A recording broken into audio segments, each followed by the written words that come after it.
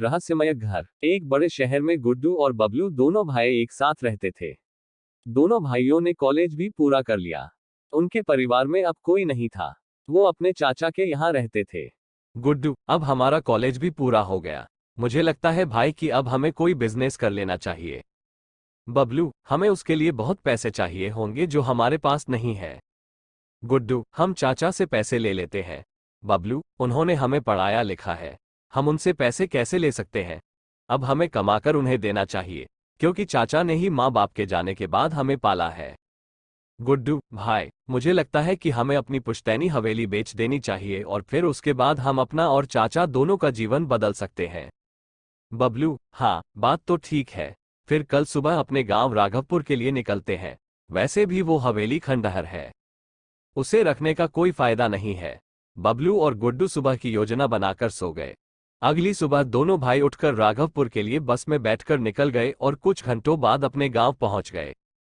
गुड्डू, अब यहाँ कैसे पता चलेगा कि हमारा घर कौन सा है? बबलू, चाचा ने बताया तो था कि जो सबसे बड़ा घर होगा वही हमारा घर होगा। गुड्डू, हाँ, और सबसे पुराना भी होगा। बबलू, कोई नहीं, चलकर ढूंढते हैं।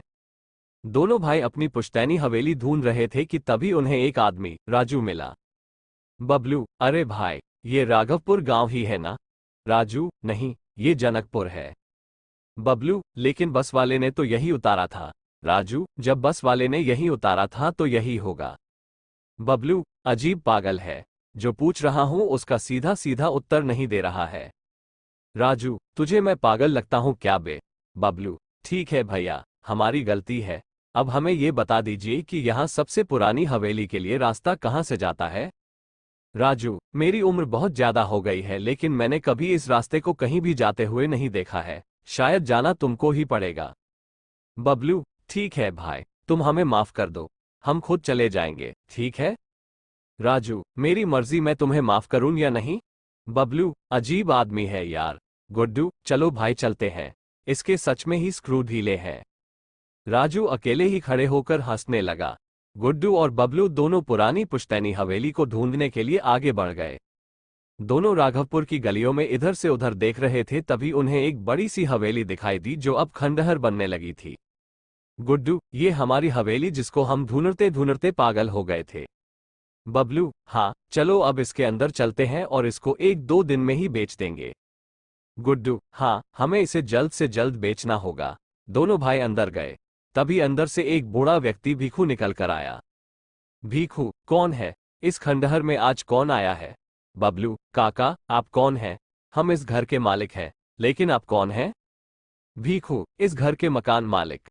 अरे, कम से कम मुझसे झूठ मत बोलिए, तुम्हें क्या चाहिए, मुझे ऐसे ही बता दीजिए। बबलू, काका, आप भी कमाल करते हो। जब आपको बता दिया कि हम ही इस घर के मालिक हैं फिर भी आप बेवजह हमारा समय खराब कर रहे हैं। उद्धरण चिन्ह। गुड्डू और काका, जवाब आपको देना चाहिए क्योंकि आप हमारे घर में रह रहे हो। हम इस हवेली के वारिस हैं। गुड्डू और बबलू। उद्धरण चिन्ह। भीखू, ठीक है बच्चों, अगर तुम इस हवेली के वारिस होने का दावा करते हो तो ठीक है, मैं मान लेता हूँ। लेकिन मैं इस घर की रखवाली करता आ रहा हूँ। उद्धरण चिन्ह। बबलू, ठीक है काका, आप हमारे परिवार के बारे में कुछ जानते हो क्या? उद्धरण चिन्ह।